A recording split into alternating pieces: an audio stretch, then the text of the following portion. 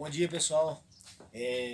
Vamos lá para mais um vídeo aí rápido, para um informativo aí para o pessoal que está iniciando. Tem muitos hoje que estão iniciando a obra e aí fica com dúvida entre vou usar esse material, vou usar aquele material, vou usar esse tipo de ferro e tal e tudo mais. E aí eu vou falar um pouquinho para vocês de treliça.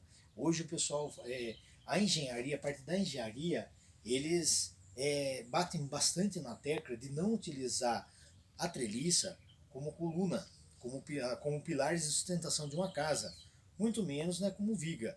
Mas, tudo bem. Por que eles fazem esse tipo de análise, batem na tecla e eles ficam em cima para que isso não aconteça, para que não seja feito obras dessa forma? Porque hoje não, você fala de treliça e aí assim, você tem um lugar onde tem movimentação de solo, você tem um lugar onde tem caminhão pesado que passa, onde tem dentro da cidade, onde tem muita movimentação e tal e tudo mais. E aí em cima desta análise, você não utiliza a treliça. Obviamente, porque você analisando dessa forma, e assim, você vai colocar uma laje na parte de cima, na parte do teto, colocar uma laje, você vai fazer um sobrado. Então isso não é aconselhável fazer. Até eu aconselho também não fazer. Mas aqui, nós estamos aqui nessa casa aqui.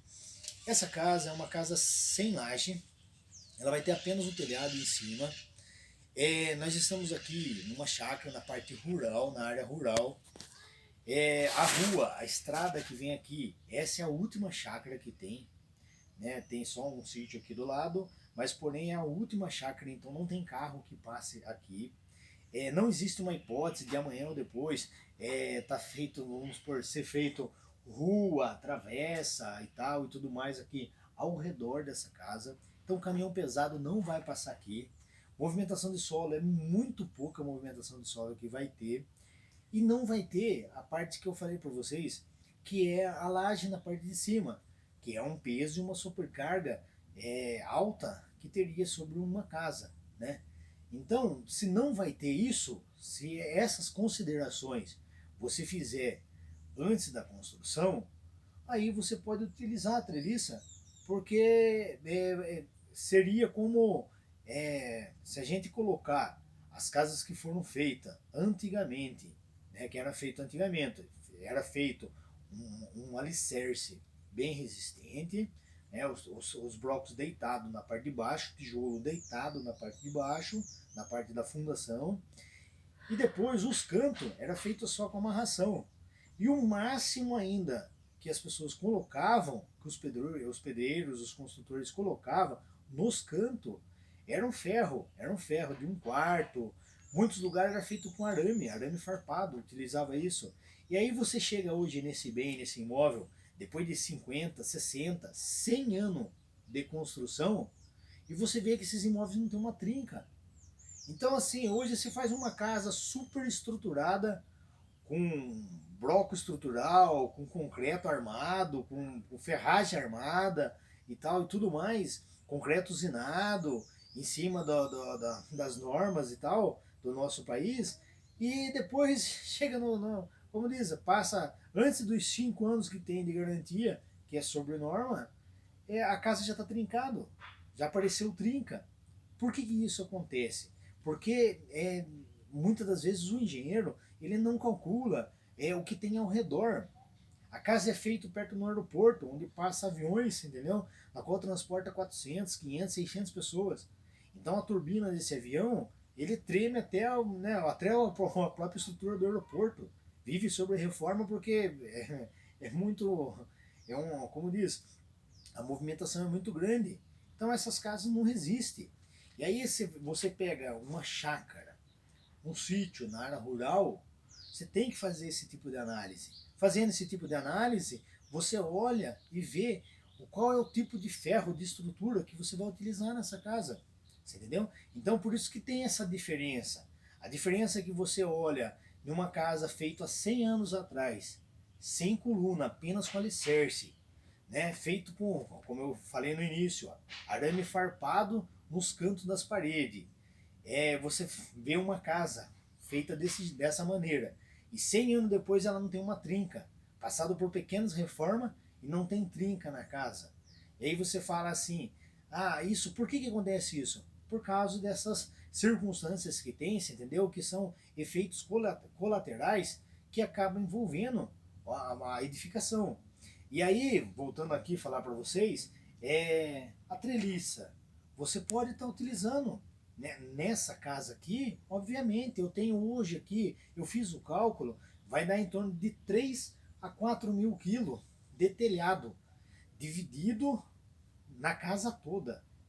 Então você dividindo 4 mil quilos em cima de um telhado, é um peso significativo para uma estrutura, é um peso significativo, você entendeu? Então, calculando dessa maneira que eu calculei, vendo que não tem, você entendeu, efeitos colaterais aqui ao redor, você, por que eu ia pegar e colocar coluna estrivada, colocar viga estrivada com ferro 3/8, 5/16, ferro de meia, não tem necessidade, né? Fazendo esse tipo de cálculo, você não tem necessidade, você só vai encarecer e dificultar para a pessoa que está necessitando fazer uma construção hoje. O material caríssimo hoje no mercado como está. A barra de ferro, do jeito que está subindo cada vez mais. O cimento, nem se fala então. E aí se você não pensar, né, pelo cliente, infelizmente a construção ela vai acabar deixando a desejar, vai acabar ficando para trás. Então a gente pensa, né, no cliente, a gente pensa no orçamento e aí, obviamente, a gente pensa na estrutura também, que é o principal, porque aqui vai ficar uma família, vai ter, né, crianças e tal e tudo mais aqui convivendo aqui na casa. Então o ser humano é o bem mais precioso que existe hoje aqui na Terra. Então a gente tem que pensar neles também. E tendo esse tipo de pensamento e fazendo o cálculo como eu fiz aqui, entendeu? Analisei essas circunstâncias, a gente vai e realiza o trabalho da melhor forma possível, assim como vocês estão vendo aqui. É importante se você puder fazer a cada 1 metro de altura, você passar 1 metro, depois 1,10 m, você passar uma viga, né?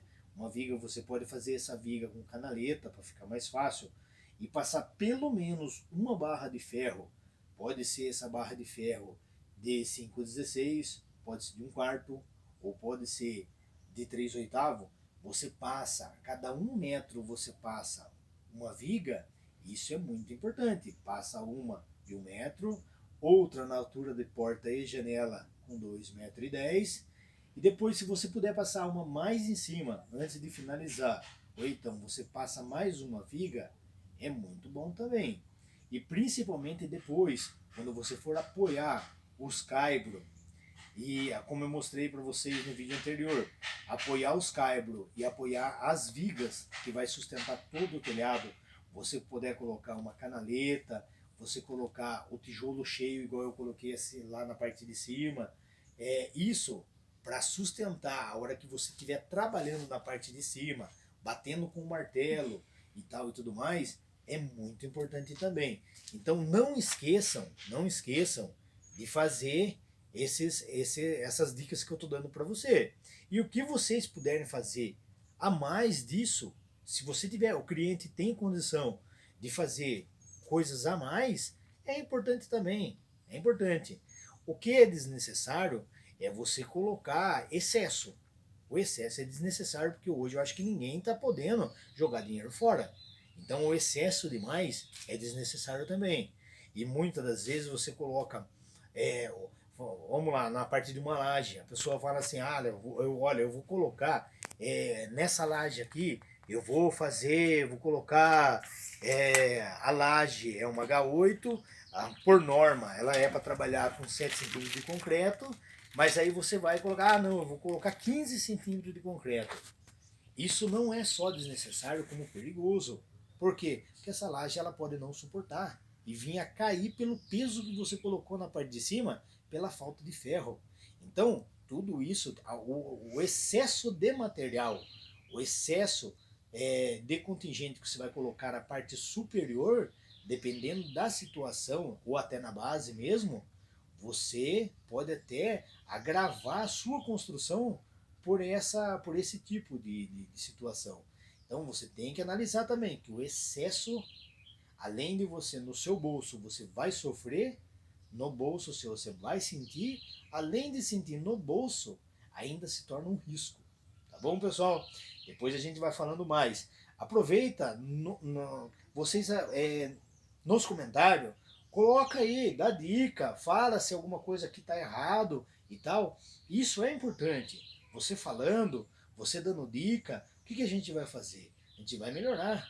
O importante é a gente aprender, sempre estar aprendendo, sempre estar melhorando, você entendeu? Para o quê? Para você finalizar como um bom construtor, com uma fidelidade boa com o cliente que você está trabalhando.